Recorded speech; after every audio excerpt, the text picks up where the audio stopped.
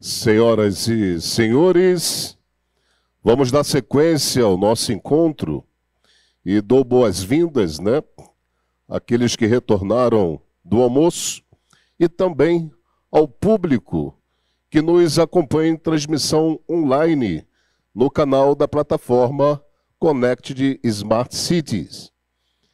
E dando sequência para o nosso próximo painel, que terá o tema Desafios e oportunidades jurídicas e institucionais para a contratação dos FDIRs.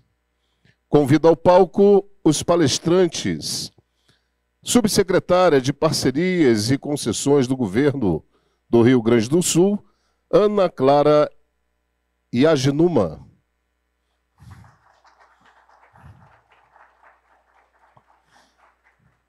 Convido também o sócio da Madruga BTW, Guilherme Serra.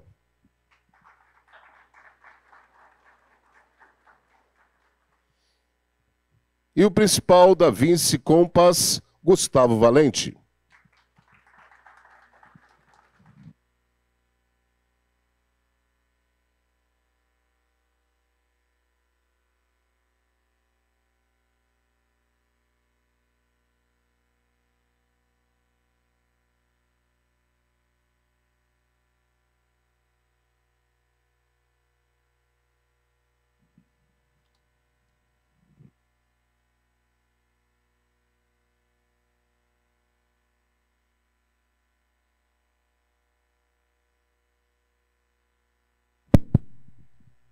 Bem, boa tarde a todos, bem-vindos de volta.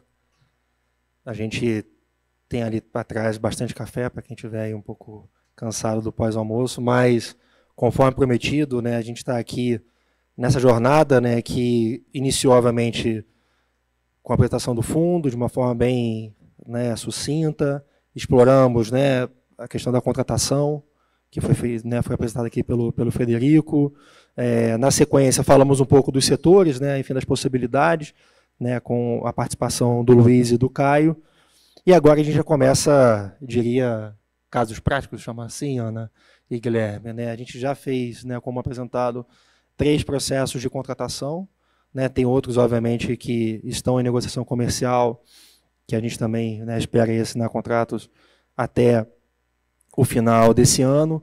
Então, a ideia aqui é a gente falar um pouquinho, aproveitando aqui a participação da secretária Ana, para contar um pouquinho da experiência dela, e o Estado do Rio Grande do Sul tem uma experiência bem ampla, em outras facilities também, enfim, é um Estado que vem realizando aí processos de novas concessões, PPPs, de forma bem robusta, e também o Guilherme aqui, nosso advogado aqui do fundo, que está na frente de praticamente todas essas negociações, tem uma experiência também no âmbito do Estado de Goiás, enfim, Guilherme também é procurador de Estado. Então, a nossa ideia é realmente falar um pouquinho das experiências. Rio Grande do Sul tem um caso bem interessante, que, embora o contrato aqui a gente esteja falando da contraparte do próprio Estado, que está nesse empenho de ajudar os municípios na questão da universalização, mas no final, o beneficiário final é o próprio município. Então, tem aqui, de fato, um impacto bem amplo. Eu vou passar a palavra aqui para a Ana, por favor, se pudesse apresentar e contar um pouquinho dessa experiência, seria muito bem-vindo, para que todos, no final, a gente não combinou nada de antemão, tá? Só para deixar claro, então para a Ana ficar bem livre aqui, para contar um pouquinho da experiência até esse momento, e semana que vem teremos kick-off já desse projeto, depois de, enfim, fizemos a contratação dos consultores, estamos finalizando o processo da RFP, como levantado aí pelo Fred, estou no processo de auditoria, então, para o conforto, inclusive, do nosso cliente aqui, representado pela Ana, tem uma auditoria acontecendo agora, sem nenhum apontamento. Então, estamos seguindo o que o estatuto e a política do fundo nos obriga a fazer no âmbito de contratações. Mas é um pouquinho isso. Ana, por favor, muito obrigado aí pela participação. Guilherme também.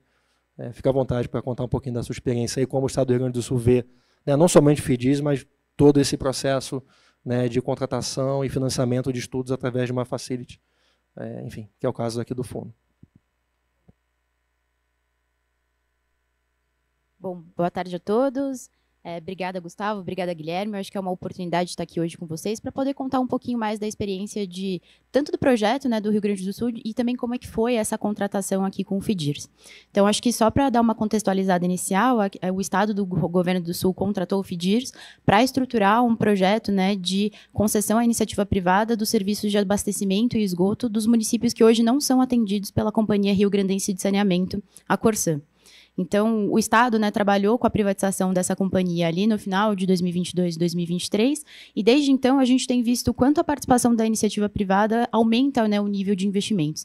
Então, nesses 2 anos, né, de exploração ali do consórcio da EGEA, o Estado triplicou o nível de investimento no serviço de abastecimento de água e de esgoto, e isso nos provocou também a olhar para os municípios que não são atendidos, né, pela companhia. E para isso, né, a gente sabe que é um desafio enorme, a gente tem ali um estado com vasta extensão territorial. Aqui no projeto a gente está falando de 176 municípios pulverizados ali ao longo do estado, muitos municípios pequenos, e por isso a gente também buscou aqui o FIDIRS para trazer um novo olhar, né, e uma nova estruturação. E vou comentar aqui com os desafios depois, mas a gente teve aqui como um principal, né, o prazo curto. O Estado ele foi afetado ali em maio de 2024 pelas enchentes, né, que devastaram o Estado quase que em toda a sua extensão territorial. E aí, por um momento, a nossa carteira ali de parcerias e concessões ficou um pouco suspensa e a gente não conseguiu dar andamento a esse processo de estruturação do saneamento, mas ele voltou com tudo ali no final, no começo desse ano, principalmente, né? E aí já aqui endereçando um pouco de como que foi essa nossa parceria com o FIDIRS. Diria que a gente ficou um tempo se namorando, mas quando a gente, de fato, resolveu seguir com o projeto, a gente conseguiu fazer uma contratação muito rápida, né? Então, tendo ali o sinal verde das duas partes, o Estado conseguiu firmar o contrato com o fundo em 1 mês, que a gente sabe, né, que dada todas as burocracias que o Estado tem, né, todas as instâncias de validação, é um prazo bastante acelerado. E aí, o que para a gente foi o principal disso, né, para conseguir fazer essa contratação nesse prazo rápido? Acho que o Estado tinha muito claro o que ele queria ali com o projeto, né, então a gente já partiu de um desenho, né, de uma concepção de como a gente gostaria de estudar o serviço a partir de um estudo, né, que foi feito ali pela FIP, então a gente já tinha ali quase que uma pré-viabilidade, né, de como a gente poderia pensar na regionalização do Estado, e conseguiu construir ali um termo de referência, também tendo muita troca com o FIDIRS para colocar esse projeto em pé. Então, acho que isso também acho que é interessante de compartilhar, acho que com muitos aqui representantes de municípios, né, que às vezes é uma dificuldade a gente entender aonde que está a potencialidade dessa parceria com o ente privado, e eu acho que principalmente os painéis da manhã ajudaram vocês aqui a ter uma ideia sobre isso, né? Então, eventos como esse sempre são muito bons e sempre contribuem muito para a gente entender, né, o que a gente pode fazer sempre com o apoio da iniciativa privada. E, bom, aí superada, né, esse desenho inicial, vou passar aqui já para... Acho que tá até para os desafios, e acho que a gente pode fazer uma interação aqui um pouco mais fluida, né, de como que foi esse processo. Como eu já comentei aqui, acho que um dos nossos principais desafios foi o prazo, né? Então, a gente tinha tanto que fazer a contratação com o FIDIRS muito rápido, quanto tinha que ter também um projeto, né, com um cronograma muito arrojado, que conseguisse ter as entregas ainda dentro dessa gestão, né?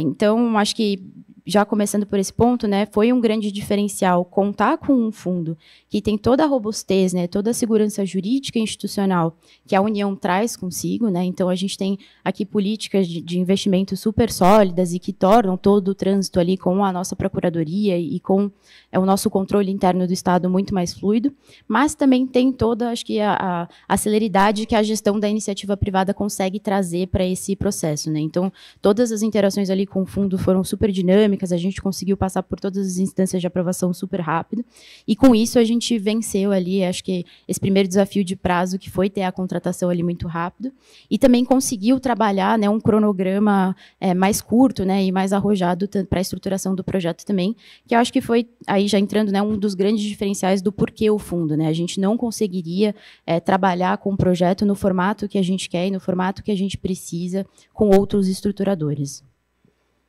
Aí, não sei se vocês querem comentar também, tenho mais outros 2 pontos também. Não, bacana. Guilherme, por favor, se quiser comentar um pouquinho. Bom, boa tarde a todos, a todas. Gustavo, primeiro um prazer estar aqui. Acho que estava comentando ali com o Alexandre do PPI, que nós lá do escritório, junto com o Alexandre, o próprio Marcelo Binembon lá do MDR, nós estamos nesse processo desde o início. desde o nascedouro, desde o chamamento público, em que a Vinci se sagrou vencedora, depois passando por transição de governo e convencimento da existência do fundo, aprovação do estatuto, aprovação da política de seleção de projetos e seleções de instituições estruturadoras, e agora a política de garantias. Então a gente vê o fundo que era uma ideia robusta, propriamente dita, e que essa robustez está se verificando em termos práticos. E isso casa muito com o que a Ana falou agora, porque quando a gente vai estruturar e vai conversar, iniciar o diálogo com o ente que vai contratar o fundo para fazer essa estruturação, a gente precisa entender exatamente quais são os aspectos chaves, quais são os grandes gargalos desse projeto. No caso do Rio Grande do Sul, a gente tem esse enorme desafio que é o cronograma do projeto. Né? Então não adianta a gente ter só uma estruturação utópica, ideal, de como deveria ser. Não, a gente tem aqui uma demanda, a gente é sensível a essa demanda, e toda a proposta da existência do fundo é justamente que, mediante a delegação dessa atividade de gestão à iniciativa privada, que seja possível atender, por exemplo, essa demanda da celeridade. Esse é um gargalo. E quando você quer casar uma celeridade, um cronograma com um calendário eleitoral, com eleições de 2 em 2 anos, e com um calendário de uma gestão pensada em 4 anos, o desafio se torna ainda maior. A gente está vendo esse desafio agora, então acho que esse evento aqui é excelente justamente para a gente pular algumas etapas. Acho que todos aqui, quando a gente vai trazer o que é o fundo, né, apresentar o fundo para os seus potenciais, digamos, clientes, que são os estados, são os municípios, são, enfim, entes federais também têm essa possibilidade. A gente traz toda a dinâmica, a apresentação, o que é o fundo, o que é o conceito, essa parte acho que todos que estão aqui já entenderam. Então a gente já pode ir para a etapa seguinte, que é o quê? Quais são as oportunidades? Né? E quando a gente vai enxergar essas oportunidades, a gente precisa entender cronograma. E na hora que a gente vai, no caso do Rio Grande do Sul, esse era um fator. Quando a gente vai estruturar um projeto e quando a gente vai pensar na seleção das instituições estruturadoras, que são os consultores que vão colocar esse projeto de pé, que vão fazer os estudos, depois o outro consultor, a outra instituição estruturadora que vai ter essa função do PMO, na hora que a gente vai selecioná-las, o ponto número 1, ponto-chave, crítico para essa seleção, para que essa consultoria seja apta a conseguir vencer essa competição, é justamente que o cronograma seja absolutamente respeitado. O cronograma é uma parte integrante do contrato com o Estado do Rio Grande do Sul. Então a gente precisa que isso seja respeitado pelos consultores, eles sabem disso de antemão. Então desde o momento em que eles vão apresentar essa proposta tem que ter o cronograma acordado, senão não vai para frente. Tá? Então esse alinhamento de interesses que existe desde o início do processo de contratação é absolutamente fundamental para que o ente tenha a segurança de que, olha, a minha demanda vai ser de fato atendida. E todo o alinhamento de interesse também decorrente da remuneração desse projeto, decorrente do sucesso do projeto, também faz com que as instituições estruturadoras, a administradora do fundo, tenham a consciência e a premissa de que esse projeto precisa dar certo para que todo mundo seja remunerado e com o maior bem aqui em jurídico, digamos, tutelado, que é o interesse público envolvido nesse projeto. Complementando um pouco sobre o desafio do cronograma, né, Ana e Guilherme, e aqui o que nos fez ter o conforto e, obviamente, a velocidade, né, de 30 dias, embora, né, o namoro começou um pouco antes. Mas, primeiro, teve engajamento, de fato, da contraparte, né, que é o Estado do Rio Grande do Sul, representado pela Secretaria de Reconstrução do Gaúcho. Fundamental. Né? Muitas vezes a gente fica, né, e que a gente tem interesse realmente de fechar contratos, etc., a gente foi cobrando, mas foi fundamental o engajamento do Estado, né, que entendeu a demanda e, obviamente, quis fazer, e isso aconteceu, né, fruto aí desse trabalho, enfim, de fato ágil aqui, de 30 dias para conseguir ter a assinatura do contrato. A gente fechou, né, 9 horas de uma quarta-feira, mais ou menos, da noite. Mas foi isso, o engajamento, isso é super importante. Segundo, em conjunto, a gente identificou os principais riscos do projeto. Né? E qual é o principal risco do projeto? É a questão da regionalização. Né? Aqui a gente está falando, né, de um projeto que o Estado, né, está conduzindo aqui, e escolheu a gente para auxiliá-los nessa condução, essa é a verdade, para atender municípios, né? E municípios, no final, eles são, né, o poder concedente de água e esgoto. Então, a gente tem aqui um trabalho de engajamento que, em conversas, né, com o time da ANA, a gente teve essa clareza de que o Estado vai, sim, se engajar nesse desafio principal, dentre outros, né, do cronograma do projeto, que é a regionalização.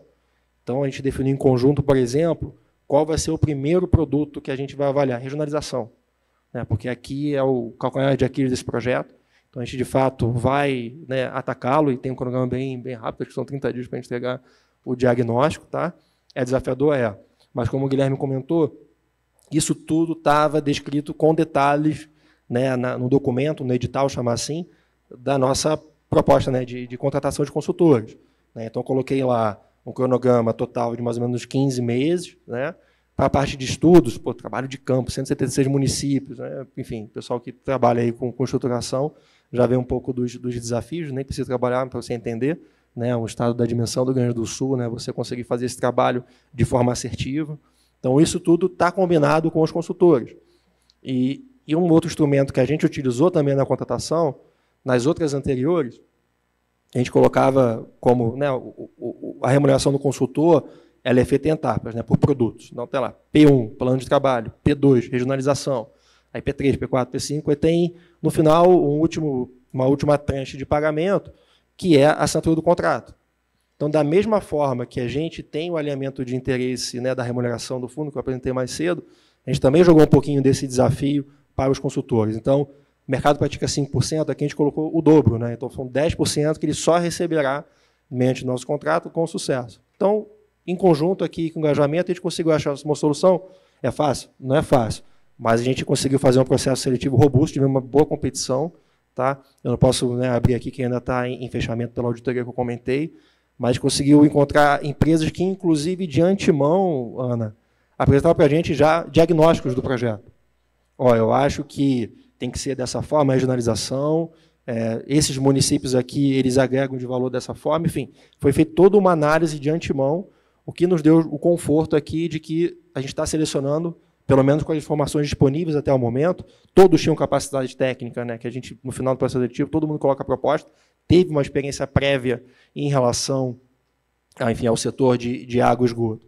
Nesse caso, eles foram além. Então, é nesse formato aqui, e com a parceria dos nossos clientes, engajamento, que a gente conseguiu assinar esse contrato. Tem um desafio grande aqui, obviamente, pela frente, mas, enfim, acho que é um pouquinho do pano de fundo aqui, também do nosso lado, da nossa percepção de risco, né, em relação ao projeto e engajamento, que nos levou a celebrar esse contrato aqui super importante para o fundo, para o Estado, né, e principalmente para os municípios, né, que serão os beneficiários aqui dessa iniciativa. E aí, só complementando também, Gustavo, para vocês entenderem bem exatamente como é essa contratação. Nós temos um conselho interministerial que fiscaliza toda a atividade da administradora, certo? São 4 ministérios que acompanham cada etapa desse fundo. Tá? E esse rito dessa seleção, ele é definido numa política. Essa política é uma espécie de norma interna, e essa política ela foi aprovada por esse ministério, ela foi aprovada pela Secretaria de Reformas Econômicas do Ministério da Fazenda, e ela é aprovada pela Procuradoria-Geral da Fazenda Nacional, que é quem representa a União na Assembleia de Cotistas, para que então essa política seja implementada. Ou seja, o rito, a segurança jurídica prevista nesse rito, foi expressamente validada pela União. E aqui é uma orientação muito firme, dada pela 20 desde o início, é que a gente está num mercado que funciona. É um mercado de infraestrutura que já tem a sua metodologia de trabalho. Então, o que a gente fez? A gente não inventou a roda. Tá? A gente foi buscar os benchmarks de quem faz isso na administração pública, de quem faz isso fora da administração pública, benchmarks internacionais, a gente consolidou, compilou tudo isso e chegou na nossa política que traz segurança. A gente tem que respeitar isso por previsão legal. A gente tem que respeitar os princípios da administração pública, de publicidade, moralidade, de eficiência, né, e outros princípios de legalidade, e, enfim, a gente tem que respeitar isso. Isso está na lei do fundo, certo? Para que a gente consiga selecionar com segurança esses estruturadores e justamente trazer essa segurança para quem contrata o fundo. Então, essa é uma política que obedece todas essas premissas, mas que não abandona a premissa do fundo, que é o quê? Trazer a dinâmica, a agilidade, a celeridade da gestão privada para dentro do fundo. O que eu quero dizer com isso? Ela é uma política que não inventa a roda, mas, por outro lado, é uma política que traz muito mais celeridade. Então, por isso que a gente consegue iniciar uma RFP, né, como a gente chama, que é uma espécie de edital, e concluí-la para um kickoff da estruturação do projeto hoje em 60 dias. E a gente quer reduzir isso, mas, enfim, a política tem seus prazos que precisam ser respeitados, dentre eles a auditoria, né, que é absolutamente inafastável nesse caso. E, então, a gente precisa estruturar e precisa seguir rigorosamente para que os entes tenham a segurança de que a melhor consultoria foi contratada, o melhor PMO foi contratado, o projeto que vai sair será robusto. Não, perfeito. E eu acho que até o Guilherme já começou a tangenciar um pouco do próximo desafio que eu ia colocar aqui para a gente discutir, que, na verdade, foi romper uma barreira inicial, né, junto ali dentro do Estado, com os nossos atores, né, com a PGE, com o nosso controle externo, do porquê o FDIRS também, dada a novidade do fundo, né, dada que a gente é o terceiro contrato assinado, e muito disso veio em função de uma aproximação, já que a gente fez desde o início da contratação, né, dos membros aqui do FDIRS, com a nossa procuradoria, com o nosso controle interno, para, de fato, conseguir apresentar, né, toda essa robustez que a política do fundo tem, né? Então, isso trouxe muita segurança ali para os nossos gestores e foi uma construção muito colaborativa, né? A gente também teve liberdade ali para discutir a minuta, não foi nada que foi imposto ali pelo Estado com cláusulas que seriam imutáveis, né? A gente conseguiu discutir ali uma série de parâmetros, né, que cabiam mais dentro da realidade do Estado. Então, acabou sendo um processo também muito fluido. E acho que só aproveitando para complementar, um diferencial que a gente colocou muito ali na hora de fazer a contratação, que é também essa questão de fazer a RFP no prazo de 60 dias, e ela só ocorre porque, na verdade, o fundo já tem várias empresas qualificadas, né?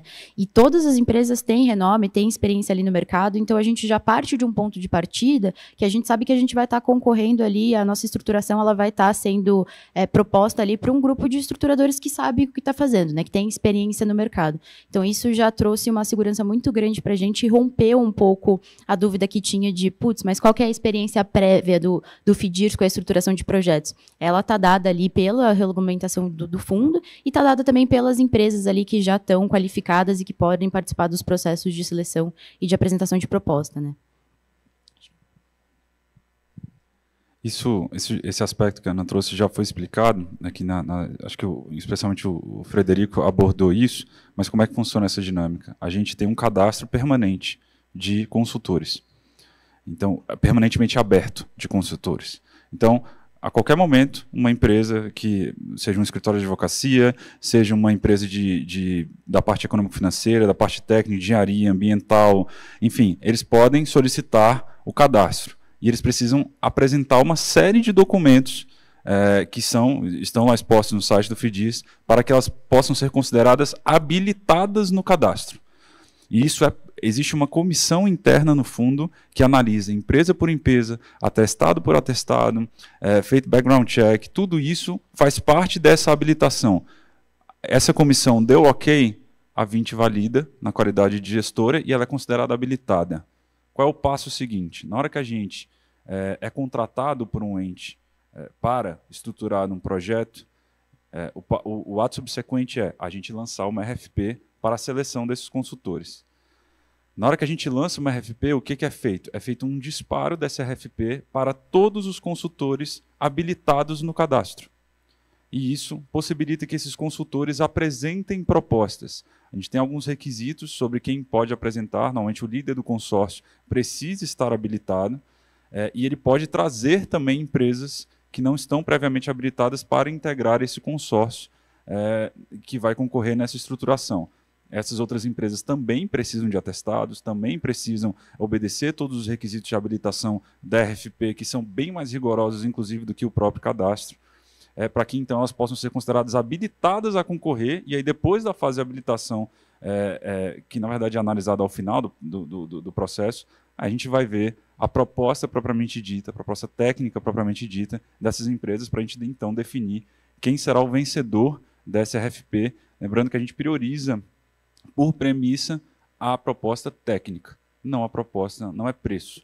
Lógico que o preço é fundamental, a gente está diante de recurso público, mais de 98% do patrimônio líquido é de recursos da União, então a gente precisa observar isso, mas, por outro lado, a gente não pode deixar que isso seja o mais relevante. A proposta técnica precisa ser a mais robusta.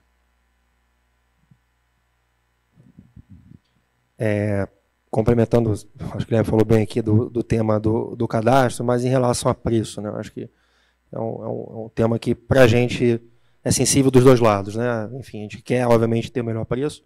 Só dando alguns passos atrás, a gente contrata consultorias, advogados há décadas, né? Aqui pela 20. A gente executa a diligência, né, dos investimentos que a gente faz.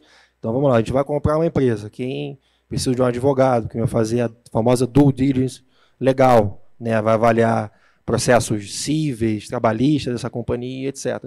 Que, por acaso, são as mesmas empresas que também atuam na estruturação. A gente vai adquirir uma empresa do setor de água e esgoto. Então, tem lá uma companhia de engenharia que vai olhar os ativos, né, ver a condição, o que precisa de investimento ou não, vai olhar o contrato da concessão. Então, assim, a gente está acostumado de longa data a contratar empresas, né? Qual a principal diferença aqui? A gente tem a política pública a ser seguida. Então, se você perguntar, Gustavo, quanto tempo você demora para contratar uma empresa via de regra para uma diligência? 2 semanas, né? Algo assim. A gente faz uma cotação de pelo menos 3, a gente tem os nossos processos de contratação dentro de casa. Então, não é uma novidade assim, para a gente olhar as empresas, saber onde cala aperta, especificamente no setor de água e esgoto, né, que é o exemplo aqui. A gente é investidor, né, a gente tem uma sociedade no Rio de Janeiro, 40%, né, uma posição de co-controle de uma concessionária do Bloco 3 do Rio. São 2 milhões e 600 mil habitantes, 18 municípios, prestação regionalizada, já pegamos o financiamento de longo prazo. Então, quando a gente olha isso, né, 20, etc., a gente conhece muito bem do que a gente está fazendo nesse aspecto. E aí, qual o nosso gap aqui? São as consultorias que a gente contrata. Da mesma forma que eu não vou lá na estação de tratamento de esgoto, né, e faço, olha ali e tal, eu não sou engenheiro, né, sou administrador. Mas tem um engenheiro que tem essa expertise, que a gente faz esse cadastro, etc. Eu não sou advogado. Guilherme me ajuda muito, né, Fred me ajuda muito. Vai lá, todas as nuances específicas. Então, é dessa forma que a gente trabalha, utilizando os melhores recursos para cada uma das técnicas que a gente precisa. Tá? Então, esse é um ponto relevante. Outro, acho que o comentário importante. A gente está avançando muito na agenda de educação infantil. E tem tido uma demanda sobre reformas, né? E quando a gente fala de reforma contra uma nova escola, por exemplo, uma reforma ela acaba embutindo muito mais riscos, né? Uma infraestrutura já existente, etc., e estou tendo discussões, né, com alguns municípios em relação ao escopo da consultoria. A gente não vai abrir mão de qualidade quando olha a reforma.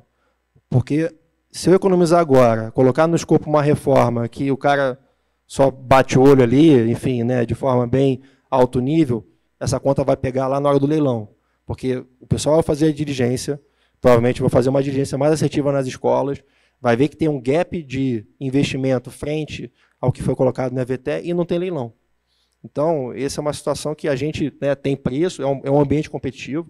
Né, a gente recebeu diversas propostas aqui no setor de água e esgoto, recebemos diversas propostas no setor de educação, e espero que cada vez mais a gente tenha mais competição, porque os preços serão abaixo daqueles que a gente estimou de antemão, né, com base em processos anteriores, mas o escopo para a gente é super importante e tem que ter qualidade também no escopo, porque é um ganho para todo mundo. A gente está se propondo a financiar os estudos. No final, não é uma situação. Tem aqui o risco do insucesso. Tem o risco, né, de chegar lá na frente, ter uma conversa ruim com o município, tem que devolver o dinheiro e tudo mais. Mas eu vou começar da forma que a gente entende que é melhor.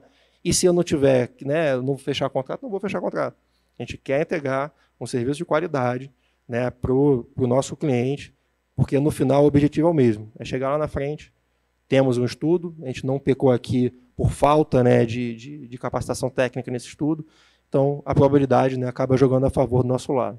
Acho que só complementando, porque esse foi um clássico projeto aqui que realmente a gente teve um esforço muito grande de trazer boas consultorias, né, ter um escopo bem definido, etc., para, como tudo vai dar certo, para o ano que vem a gente ter um leilão com competição, enfim, que é o que a gente almeja por aqui. Não, perfeito. E para a gente foi essencial ter toda essa expertise também da gestora do fundo, né, olhando ali para o nosso projeto para trazer uma maior qualificação ali na estruturação. E acho que também, já puxando aqui o gancho para o terceiro desafio, o terceiro e último desafio que eu ia colocar aqui, mas que também já foi um pouco tangenciado, que é o preço, porque de fato é onde pega ali dentro da contratação para o gestor público ter que justificar, né? E eu acho que aqui, de novo, né, o nosso processo ele foi um pouco facilitado, porque na proposta de preço do FIDIRS já veio também um benchmark de como outros projetos de saneamento estavam sendo precificados no mercado. Então, isso deu uma segurança para a gente, né, enquanto gestor, de entender que a nossa métrica, que é o valor que estava sendo utilizado ali para mensurar o valor do nosso projeto, também estava sendo praticado em outros lugares, com projetos de escopo muito semelhante.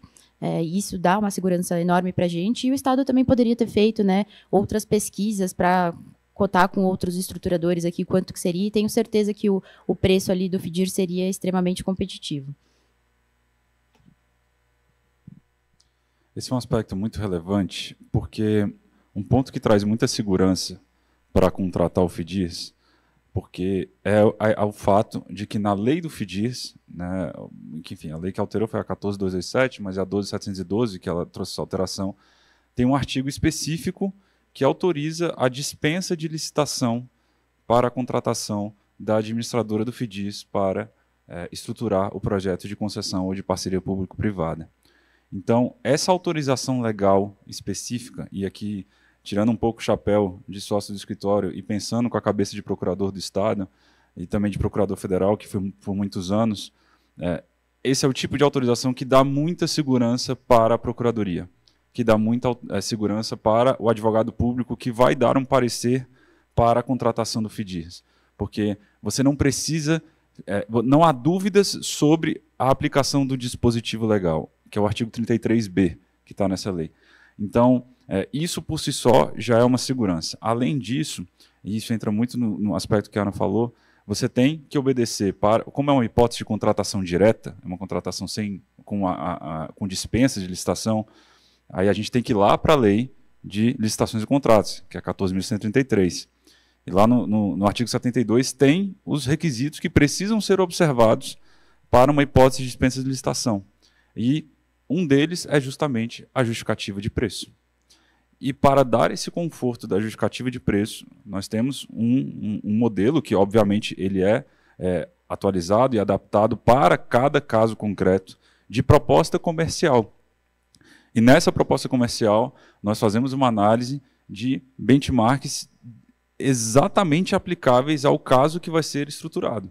Então, no caso do Rio Grande do Sul, a gente fez essa análise, a gente pode contar, obviamente, com a colaboração do ente, caso ele entenda ser necessário, mas a gente já tenta entregar da forma mais mastigada, porém robusta possível, para que não haja nenhum tipo de entrave nessa dispensa de licitação, que é sempre algo que gera algum tipo de desafio, que gera uma insegurança jurídica inicial no gestor. Mas na hora que isso vem com a robustez que nós estamos encaminhando, inclusive pensando em estudo técnico preliminar, em termo de referência, e, enfim, em todos os requisitos lá do artigo 72, também a gente fica à disposição para auxiliar, porque a gente sabe que essa capacitação técnica, esse corpo técnico é uma realidade que em muitos municípios não está presente.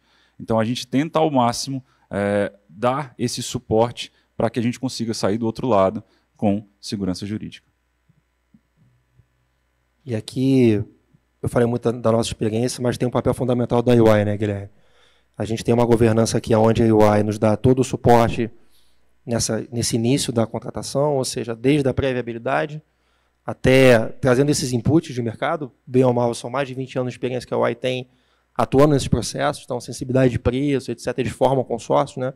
Normalmente você não tem uma contratação, é uma empresa de engenharia ou contrato isolado, é uma empresa, né, de advocacia, etc. Tem um consórcio formado por ela, então normalmente tem essa associação e você tem essa sensibilidade. Não foi diferente no caso do Rio Grande do Sul. Então eles trouxeram o benchmark. Qual o desafio? É o que eu comento, isso aqui é igual obra, né? Eu quero fazer uma casa em 2 anos, vai custar, sei lá, 500 mil. Quero fazer a mesma casa em 1 ano, 700 mil. Né? E aí tem tempos que não dá para fazer. Tem vezes que eu tive uma conversa do dia, eu preciso da estruturação em 2 meses. Não dá. 2 meses a gente não faz mágica aqui, não tem como sair do outro lado, independente do projeto. Então, no final, essa experiência que a UI traz, ela apresenta para uma comissão de seleção de projetos que vai falar, né, fala sobre o setor, fala sobre o modelo de 5 dimensões, fala sobre os custos, né, os benchmarks que terão aqui em relação aos custos de mercado, e tem funcionado muito bem. Tá? No caso do Rio Grande do Sul, funcionou super bem, a gente não teve nenhuma discussão. Nosso primeiro projeto, igualmente, e lembrando que o nosso primeiro projeto foi de perímetro irrigado. Tem 2 concessões no Brasil de perímetro irrigado. Né? Então, assim, não tem nem muita amostragem aqui para trazer, mas funcionou. Fechamos a contratação, não tive que pedir aditivo de contrato para o nosso cliente, de educação também, apesar de desafiador, né? Enfim, é um estado de regiões continentais, em alguns lugares de difícil acesso, que é o norte do Brasil, mas também conseguimos encaixar dentro do preço combinado. Então, é um pouco isso, né? A gente define o escopo, a UI nos apresenta os riscos, né, e os preços relacionados. Em alguns casos, tem essa questão de subjetividade, né? Quem no mercado fez uma cotação para executar uma estruturação na parte de estudos em 6 meses, mais 1 mês de revisão? Ninguém. Mas deu certo, né? Fique tranquilo, mas só para trazer um pouco de que tudo que preconiza a política de seleção de projetos, o estatuto do fundo, a gente tem seguido dentro dessa governança e trazido competição ao processo, que tem, inclusive, né, reduzido um pouco o custo global do projeto, dado, enfim, cadastro de fornecedores, um escopo bem definido, enfim, tudo isso tem ajudado a gente a sair do outro lado com sucesso. E aqui, Gustavo, dando até um passo ainda mais atrás, e até explicando um pouco a dinâmica passo a passo de como é que acontece esse contato com os entes. A gente tem basicamente 3 formas dos projetos chegarem, digamos, no mundo FDIRS. Tá? Existe a busca ativa, que é o que a 20, juntamente com esse papel fundamental da UI, mais tem feito, que é buscar os entes. Buscar a interlocução com os estados, com os municípios, para saber se há algum potencial projeto de concessão de PPP naquele ente respectivo. Nós temos ainda a recepção direta, que é quando o ente busca o fundo, fazendo a mesma lógica, mas na lógica inversa, e nós temos ainda os editais de chamamento, que é algo que inclusive está mapeado, né, para que, como uma possibilidade do fundo, para a gente lançar um edital para que os municípios também já apresentem, digamos, esse projeto. E feito esse contato, o passo seguinte é a gente apresentar o fundo, que é algo, após esse evento, para quem está aqui é desnecessário, acho que todo mundo já está conhecendo o evento. E a partir daí a gente discutir tecnicamente as possibilidades de projetos. E aí todo esse papel, essa análise de pré-viabilidade começa a ser feita especialmente com a participação da UI, tá? Em que o ente indica, o município indica o setor que ele tem interesse de uma potencial concessão PPP e a gente começa a discutir os aspectos possíveis, aspectos técnicos do projeto, para que em uma análise de pré-viabilidade seja então considerado viável. Se ele for considerado viável, isso é troca de e-mails, reuniões, não tem, a burocracia não está presente aqui, justamente porque a gente quer celeridade. Ana me corrija se eu estiver errado. E a gente busca essa interlocução a mais direta e a mais dinâmica possível. A gente chegou num senso comum de que o projeto é viável, tanto a administradora do FDIRS quanto o ente entende que é viável, isso vai para uma comissão de seleção de projetos. Essa comissão valida esse projeto com um parecer técnico robusto da UI. Esse parecer tem que observar o modelo de 5 dimensões, tá? Que é um modelo, uma certificação internacionalmente conhecida sobre a viabilidade de projetos, de estruturações, de concessões de PPPs. Esse parecer, então, é validado pela administradora para que, então, a gente consiga passar para a etapa seguinte, que é a etapa o quê? De início do processo de contratação do ente, do fundo pelo ente. Tá? Então, a gente sai dessa etapa de discussão e a gente passa para a discussão de contrato. A gente encaminha o contrato, se o ente quiser fazer alguma consideração, como o Rio Grande do Sul fez, e fez inúmeras contribuições extremamente relevantes, aqui a gente costuma dizer que o melhor contrato é sempre o próximo, porque a gente incorpora os aprendizados do anterior, a melhor RFP é sempre a próxima, porque a gente vai incorporando os aprendizados de cada uma. E a gente faz isso para que a gente, vencida essa etapa, apresente a proposta comercial para que o ente inicie os seus trâmites internos de dispensa de licitação e, vencida essa etapa, a assinatura do contrato. Então, esse é mais ou menos o passo a passo, sempre com essa lógica de dinamismo, de ausência ou com burocracia mínima, a não ser com que a política exija, e de celeridade. Não, perfeito. E pegando essa lógica de que o melhor contrato é sempre o próximo, acho que também é digno deixar aqui registrado que a nossa Procuradoria também conseguiu entrar em tratativas ali com a Procuradoria do Pará. Então, eles conseguiram ter trocas e da mesma forma, eu acho que o Estado do Rio Grande do Sul se coloca super à disposição de qualquer ente subnacional para a gente conversar sobre como é que foi a contratação aqui do nosso lado, até fazer a troca de experiências, né, do que a gente de fato ali colocou nas fundamentações, porque eu acho que isso ajuda muito, né, olhar para quem às vezes teve um contrato anterior, consegue dar ideias, porque a ideia é sempre, a lógica é de sempre ir melhorando, né, a gente vai transformando cada vez melhor, vai melhorando a instrução desses processos de contratação, muito compartilhando aqui as experiências entre os entes. Não, obrigado, Ana. Eu não recordava da conversa com o pessoal do Pará, agradecer aí ao doutor Ricardo Seff, doutor Adriano, enfim, de fato é uma coisa que a gente vai evoluindo, essa troca de experiência é super importante. Obrigado também, Ana, aí por, enfim, né, dar essa cortesia para o pessoal, porque ajuda bastante, né? Já temos 3, enfim, e seguimos. Vou parar um pouco aqui, não sei se pós-almoço, enfim, alguém... O Luiz foi super bem aí com o Caio no Q&A, não sei se alguém tem alguma dúvida, enfim, quer esclarecer algum ponto. Vou aguardar aqui um minutinho. Alguém? Por favor, André. É esse aqui.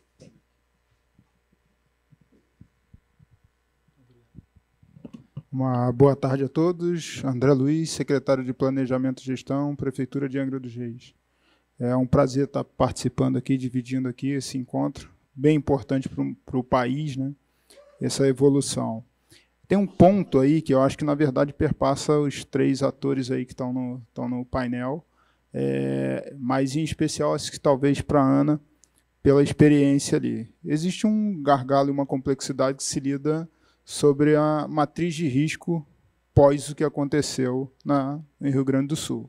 Angra dos Reis é uma cidade que já passou por 4 grandes desastres e, por acaso, foi a pauta que a gente estudou um pouquinho num grupo que eu estava no MBA da FESP, que estava estudando justamente sobre saneamento e a relação dos desastres e da matriz de risco. Então, a pergunta é especificamente nesse sentido. O que vocês trazem e carregam até para o modelo que está sendo adotado hoje aí pelo FIDIS, por toda essa estruturação, a interpretação sobre, ou qualquer mudança, qualquer melhoria relacionada a um pós-desastre que aconteceu no Rio Grande do Sul e a uma tendência climática de que nós teremos maiores incidências. Eu sou agente de defesa civil de carreira, sou concursado de 2004 como agente de defesa civil, já passei por 4 grandes desastres. Então, assim, há uma tendência dessa recorrência diminuir e já tem diminuído. E isso tem impactado sobre as matrizes de risco de todo o projeto de estruturação relacionado a saneamento ou qualquer outra coisa. Então, é exatamente nesse ponto. O que vocês veem como uma evolução num pós-desastre desse para novos modelos, novas modelagens, tentando puxar um pouco da interpretação dessas adaptações às mudanças climáticas? Obrigado. Não, perfeito, super relevante sua pergunta, André Luiz. E eu acho que eu vou começar colocando que, a partir do momento também que a gente opta por fazer uma parceria com a iniciativa privada, a gente já está buscando uma prestação de um serviço mais resiliente, muito por conta também do tempo de resposta que o privado consegue ter após essas catástrofes, né? Então, no estado do Rio Grande do Sul, a gente observou isso, tanto também no saneamento, com a própria EGEA, né, dando ali resposta a tudo o que aconteceu na região metropolitana, em todo o estado, quanto também nas concessões de rodovias, né? Então, o estado ele já tem 2 concessões de rodovias vigentes, né? Uma no bloco 3, ali na Serra Gaúcha, e outra na 287, que pega uma região do interior e liga ali também Porto Alegre até Santa Maria. E lá as concessionárias tiveram um tempo de resposta muito bom, garantindo que partes essenciais do estado retomassem a conexão com a capital. Então, não à toa, né, foi a Secretaria de Parcerias e Concessões do Estado que foi transformada na Secretaria da Reconstrução Gaúcha. Então, desde então, todo o nosso portfólio, né, toda a nossa carteira de projetos, ela já vem com esse viés. E eu acho que o principal que mudou agora, né, é esse olhar do gestor. Então, em todos os processos que a gente está estruturando agora, a gente busca entender quais elementos elementos ali de resiliência, a gente está mais preparado para ter essas discussões ao longo, né, das entregas dos produtos. É um olhar que a gente vai trazer ali nas discussões com as consultorias, na revisão do que é entregue, porque é exatamente como você disse, né? Não é e se acontecer de novo, infelizmente é quando, e ali no Estado, mesmo esse ano ainda, a gente teve alguns eventos que foram sintomáticos, né, que trazem essa lembrança e deixam muito presente, né, tudo que a gente ainda pode enfrentar de eventos. E aí eu tenho certeza aqui que, pela qualidade, né, pelo rigor que a gente colocou aqui no termo de referência também da contratação de saneamento, que não vai ser diferente, né? A gente vai ter que estudar tudo isso muito afim, né, pensar ali em soluções inovadoras de infraestrutura dentro do contrato para ter uma prestação ali de abastecimento de água e esgoto mais resiliente. Mais alguma dúvida? Só vou complementar aqui a resposta. A resiliência climática está posta. Tá? Isso não dá para você tratar isso como uma imprevisibilidade contratual mais. Tá? Então, acho que pensando em matriz de risco, e não só em matriz de risco, tá? Porque a gente tem a matriz de risco do contrato do fundo, tá? E tem a matriz de risco do futuro contrato de concessão ou parceria público-privada. Né? Então, seja para um, seja para outro, esse tema está posto. Certo? E isso precisa ser enfrentado durante a estruturação. É claro que isso também precisa ser analisado caso a caso. A resiliência climática no estado do Rio Grande do Sul vai ser diferente da resiliência climática de outros lugares, considerando o histórico, né, e os riscos envolvidos, e isso também tem que ser precificado na hora de você lançar o projeto numa consulta pública e num futuro edital. Tá? Então, isso precisa ser mapeado tanto em termos de matriz de risco, quanto em mecanismos contratuais de eventuais reequilíbrios automáticos, de dispute boards que você vai colocar ali dentro para acompanhar justamente essa execução, essa gestão contratual. Isso precisa ser pensado, porque não é algo que dá para se colocar como uma imprevisibilidade, como foi, por exemplo, com a pandemia. A pandemia foi algo completamente fora da curva, né, e que rapidamente se aplicou a teoria da imprevisão, pelo menos no âmbito federal, se aplicou a teoria da imprevisão pelo ineditismo do que estava se enfrentando. Tá? Então, essa é uma preocupação de todas as estruturações, umas mais, outras menos, mas que necessariamente será endereçado, e isso integra o nosso processo de seleção e de contratação dos consultores.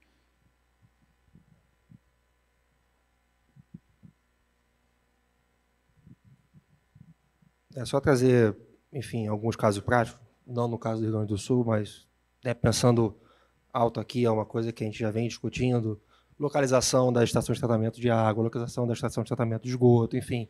Você buscar, obviamente, lugares que você acabe protegido, tem que entender um pouco, né? Acho que os estudos vão aumentando a exigência, né? Perfil das bacias, né, hidrográficas, enfim, onde enche mais, onde enche menos, para você, obviamente, fugir aqui, né, de construção de infraestruturas mais robustas, né, que no caso de água e esgoto, leia-se estação de tratamento de água, estação de tratamento de esgoto, você tenha algum nível de proteção.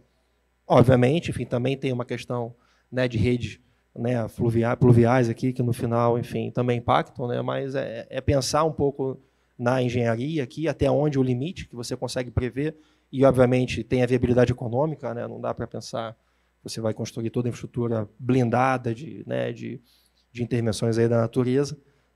E aí tem, obviamente, os mecanismos de reequilíbrio, né?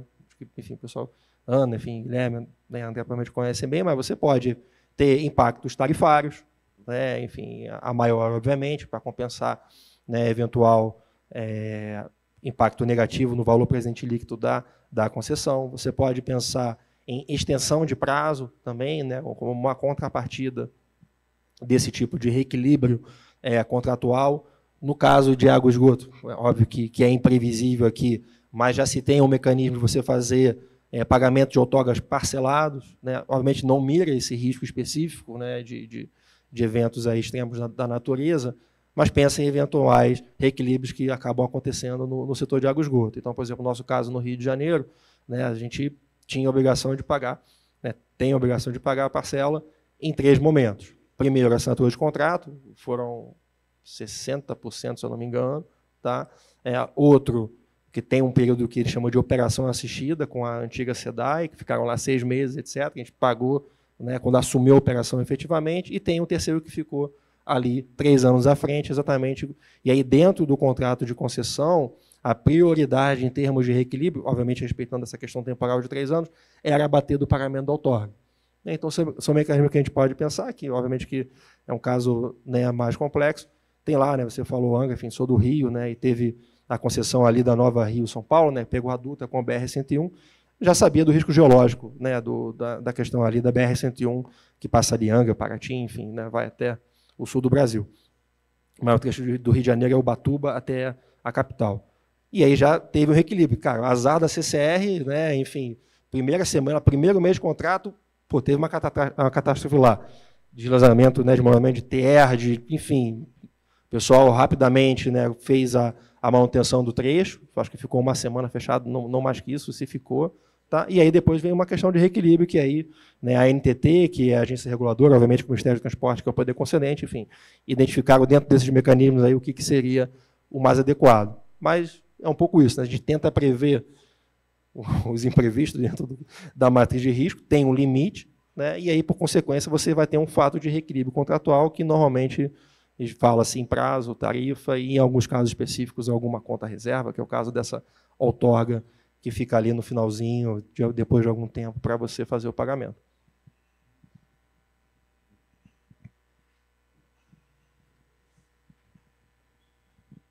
Tem mais alguma pergunta? Senão eu queria até deixar uma provocação aqui também, entendendo que estou falando entre colegas gestores também, né? Eu acho que, para além de discutir o que a gente traz como resiliência dentro dos contratos de infraestrutura, né, dentro das concessões e PPPs, também vai ser necessário que os estados olhem de forma global, né, para a prevenção e para a preparação contra riscos e desastres. E isso no Rio Grande do Sul a gente tem feito ali por meio do Plano Rio Grande, né? Então, o estado não só está investindo em parcerias, como ele também está investindo em uma série de estudos que vão tornar o estado mais adaptável, né? Então, a gente está fazendo o levantamento topográfico de toda a extensão do território, está fazendo a batimetria de todos os rios e os canais, o modelo hidrodinâmico, né, para entender como que vai ser o comportamento das chuvas nos próximos eventos. Isso tudo vai criando toda uma série de dados, né, e uma robustez maior para o estado prever, por exemplo, onde ele tem que colocar essas infraestruturas, né, as estações de tratamento.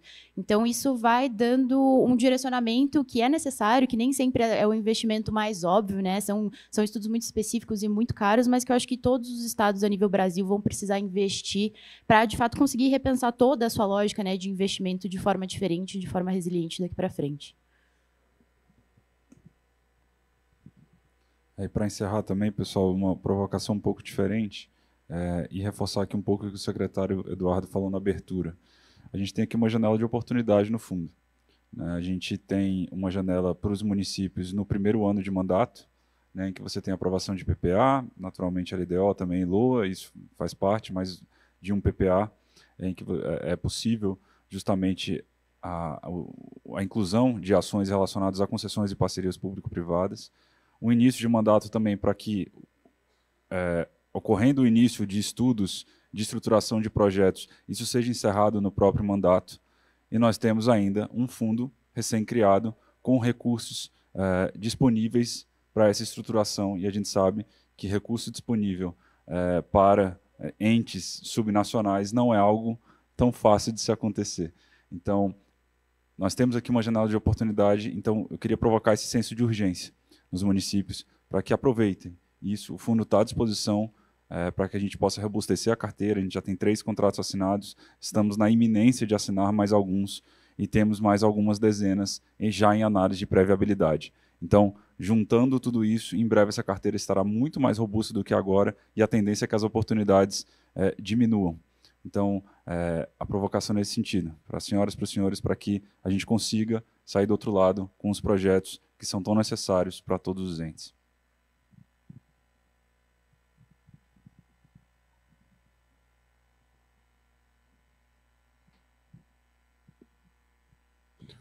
Alguma pergunta? Então, obrigado aos participantes desse painel. Vamos fazer a pose aqui para a foto.